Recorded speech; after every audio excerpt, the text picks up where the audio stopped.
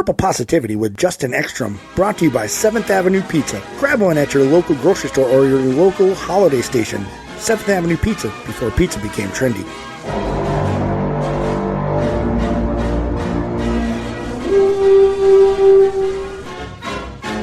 Welcome in, ladies and gentlemen, to the very first episode of this 2024 season. I am your host, Justin Ekstrom. This is Purple Positivity, brought to you by 7th Avenue Pizza. Thanks again for listening in. Thanks again, 7th Avenue Pizza, for sponsoring this fine podcast. Thanks, Matt Geffrey, for helping get 7th Avenue Pizza.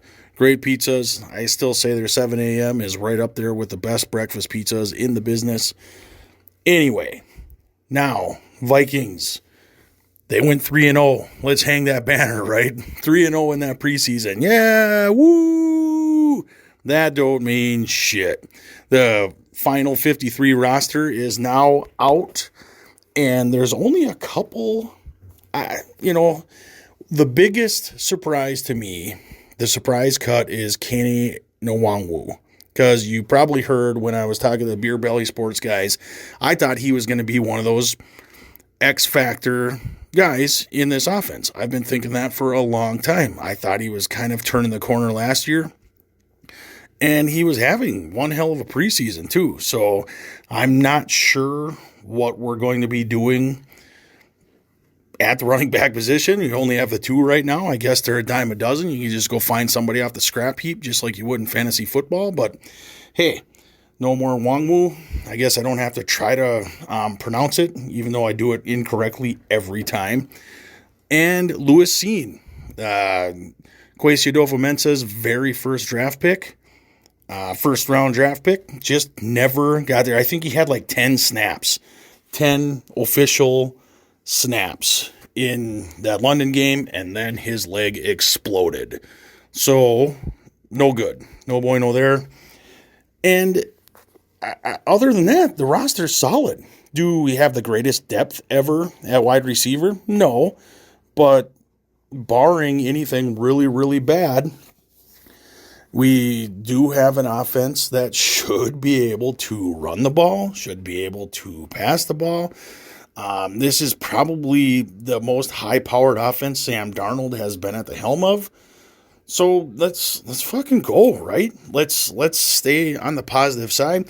Defense, I think there's only two corners, actual cornerbacks, non-safeties, but there's only like two cornerbacks that were on the roster at the end of the season last year.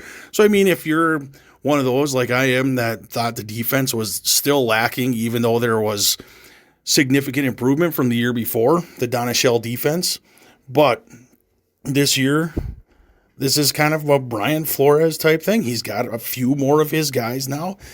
That linebacking core, I'm telling you right now, that defensive, we should be able to get pressure on the quarterback, regardless of down, regardless of scheme, regardless of who's battling who. You should be able to get pressure. You should be able to get pressure without sending extra guys. You should be able to get extreme amounts of pressure up the middle if you're sending guys. And I just love what I see from Dallas Turner. I love like his upside. I love Van Ginkel's upside. I love all those guys. That linebacking core, all of a sudden, kind of the bread and butter of this defense if they perform off of paper like it looks like they should do when you're looking at the paper. This offense, am I scared? Yeah, I'm kind of scared. Sam Darnold doesn't exactly bring a huge smile to my face, but he's a high first-round draft pick for a reason. Like, he significantly decent in college, and the Jets liked him, but he got to remember he had Adam Gase as his quarterback guru. And remember that press conference where his eyes are like floating all over the place? No, now you got King Cock, man. You got Kwesi Adofo-Mensah and our Heavenly Father like helping him out, getting him people he needs. I'm hoping the offensive line does good. We only got the two centers. Dalton Reiser's not on the roster right now, injured reserve. Hawkinson, we're going to end up having a little, if we do a 2 tight end set, it's basically those guys are in there to block.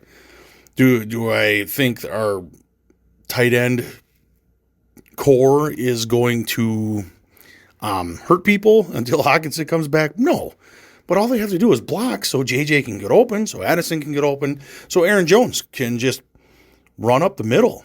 I want to see something out of him, that's for sure. I love Ty Chandler. I think Ty Chandler I could see 800 yards out of him this year.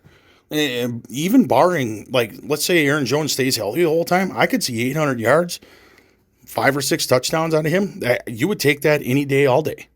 You know he's a home run hitter. He can definitely squeeze by. And maybe that 1-2 punch is all we need. It's just there's not a whole lot of depth there. It'd be interesting to see that they are paying for a fullback, one of the best fullbacks in the league, C.J. Ham. It's just they don't have a whole lot of fullback sets in this offense. So I am extremely excited. I know next week we have one more week off where we don't have any football to watch. So next week I will do the prediction of the season.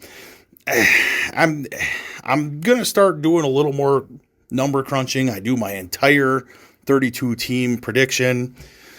We'll see. I think the NFC North is very, very tough. I'll try to stay on the positive side, just like I was for Beer Belly Sports when they had me on a couple weeks ago.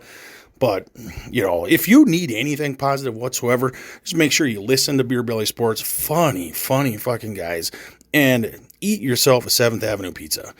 I love 7th Avenue pizza, mostly because it's just like they're all around positive vibe. Anytime they're at a tailgate party, anytime you just see them in the grocery store.